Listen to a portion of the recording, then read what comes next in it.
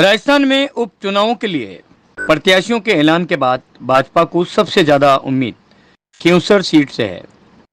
इसकी वजह भी है कि औषधि नियंत्रण 2023 के विधानसभा चुनाव में मुख्य इस सीट चिकित्सा पर एवं भाजपा स्वास्थ्य प्रत्याशी अधिकारी रेवंत राम डांगा जुगल ने किशोर सैनी के आरएलपी नेता हनुमान बेनीवाल को कड़ी टक्कर दी थी।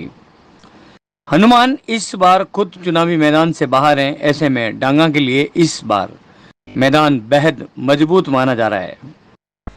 क्यूसर में नजदीकी मित्र ही बना चुनौती। जानिए भाजपा के ऐलान के बाद हनुमान चलेंगे कौन सा दांव। राजस्थान में उपचुनाव के लिए प्रत्याशियों के ऐलान के बाद भाजपा को सबसे ज्यादा उम्मीद क्यूसर सीट से है। इसकी वजह भी है कि 2023 के विधानसभा चुनाव में इस सीट पर भाजपा प्रत्याशी रेवंत राम डांगा ने आरएलपी नेता हनुमान बेनीवाल को कड़ी टक्कर दी थी। हनुमान इस बार खुद चुनावी मैदान से बाहर हैं। ऐसे में डांगा के लिए इस बार मैदान बेहद मजबूत माना जा रहा है।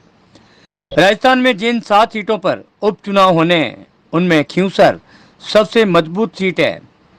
भाजपा ने यहां रेवंत राम डांगा को अपना प्रत्याशी घोषित किया है। भाजपा नेताओं को इस सीट से बड़ी उम्मीद है। इसकी बड़ी वजह है हनुमान बेनीवाल का मैदान से बाहर होना। हनुमान बेनीवाल के सांसद बनने के बाद ये सीट उपचुनावों के लिए खाली हुई है।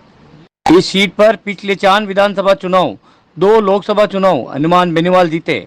इसके अलावा 2019 में हुए उपचुनाव में भी हनुमान के भाई नारायण बेनीवाल जीते। इस बार मुकाबला नियंत्रण बेहद पंकज ओझा माना जा रहा है। मुख्य चिकित्सा हनुमान के सबसे नजदीकी दोस्त माने जाने वाले किशोर सैनी रेवंत राम डांगा निर्देशन हनुमान की सबसे बड़ी चुनौती है। हनुमान के लिए 4 चुनौती रेवंत राम डांगा और हनुमान के बीच 2023 में भीषण मुकाबला हुआ था, जिसमें हनुमान मात्र 2000 वोटों से चुनाव जीत पाए थे। इस बार चुनावी मैदान में हनुमान के लिए खुद का विकल्प उतारना और अपने समर्थकों को उसके लिए राजी करना बड़ा चैलेंज है। लोकसभा चुनाव में हनुमान इंडिया गठबंधन का हिस्सा थे। उपचुनाव के लिए कांग्रेस ने सभी 7 सीटों पर अपना प्रत्याशी उतारने का ऐलान किया। ऐसे में हनुमान के सामने इस बार 2 फ्रंट होंगे। अनुभवी के साथ भरोसेमंद प्रत्याशी ढूंढना बड़ी चुनौती होगी। हालांकि एक बार हनुमान अपने भाई नारायण बेनीवाल को उपचुनाव में अपने विकल्प के तौर पर उतार चुके हैं। इस बार वे ऊहापोह में है कि पत्नी और भाई में से किसे चुनावी मैदान में उतारें। सियासी दुश्मनों से पार पाना भी बड़ी चुनौती है। हनुमान बेनीवाल इस पूरे रन में अकेले पड़ते नजर आ रहे हैं।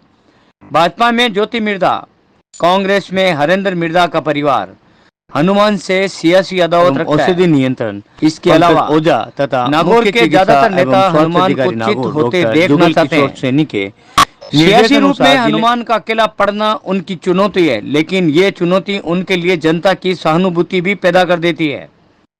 अब तक हनुमान को चुनाव में इस सहानुभूति का फायदा मिला है। जाटों के साथ एससी वर्ग को भी साध रहे हैं। हनुमान का सबसे बड़ा प्लस पॉइंट उनके वोकल समर्थक हैं। लगभग हर स्थिति में उनके समर्थक उनके साथ खड़े नजर आते हैं। यूथ में उनकी जैसी पकड़ है वैसी अन्य किसी नेता में नहीं है।